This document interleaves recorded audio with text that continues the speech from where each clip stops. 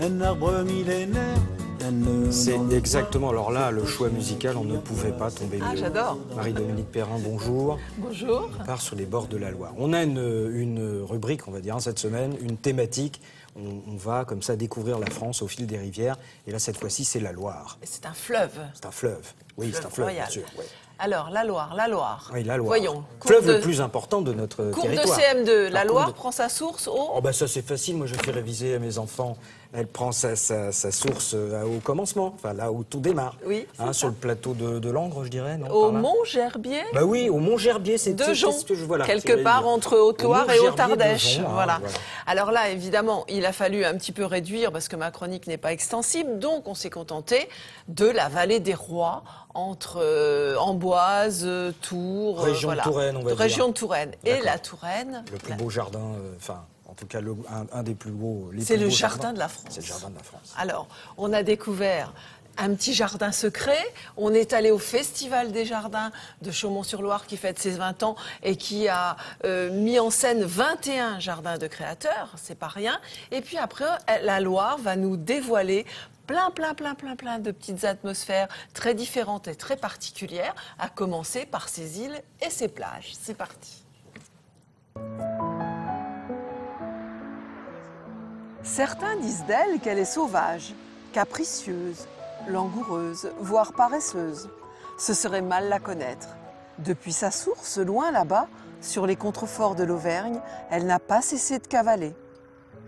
Elle aurait mille occasions, arrivée en Touraine, de s'assoupir entre ces îles, au pays des châteaux et des vignobles. Prenez celui de Vouvray, nous, on l'a fait pour elle.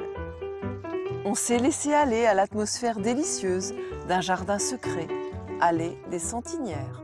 Les Sentinières viennent à l'origine du mot sentier, petit chemin dans les vignes. Nous, on aime les jardins, et en plus, j'ai la main verte, ce qui permet de tout faire pousser. Fouillis de feuilles et de fleurs, de roses anciennes et de chèvrefeuilles, et puis troglots de coteaux. C'est un petit peu l'occasion qui a fait le larron. C'est-à-dire que lorsque je suis arrivé ici, je suis tombé amoureux de toutes les caisses troglodytes.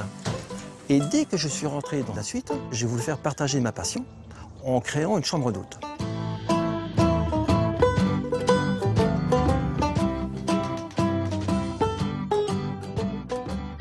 Tandis que Jean-Marie bine, racle, taille, Sylvie s'adonne à son sport favori, la déco. Ah ben vous avez tout dit là. Mon sport favori, c'est le marathon des vides-greniers, des brocantes et des magasins de déco. Je peux faire énormément de kilomètres pour trouver le petit objet qui va correspondre à ces petites cavités et ces petites voûtes que nous avons dans nos troglodytes. Au Jardin de la France, il en est plus d'un pour retenir les visiteurs. Celui de Chaumont en a même fait un festival international où la fine fleur des concepteurs rivalise d'imagination. Pour son 20e anniversaire, la thématique navigue entre Jardin des délices et Jardin des délires de créateurs. Du royaume d'Aladin au front de libération des nains de jardin, régalez-vous d'humour et de poésie. Les jardins de Chaumont défient les lois du désir, entre tentation et frustration.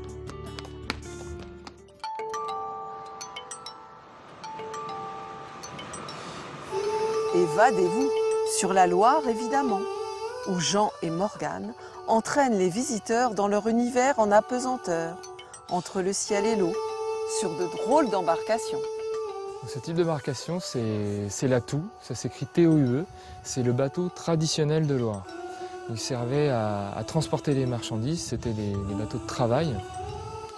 Et absolument tous les types de marchandises ont été transportés ici. Vous êtes en fait sur la Loire, c'est l'ancienne autoroute de France.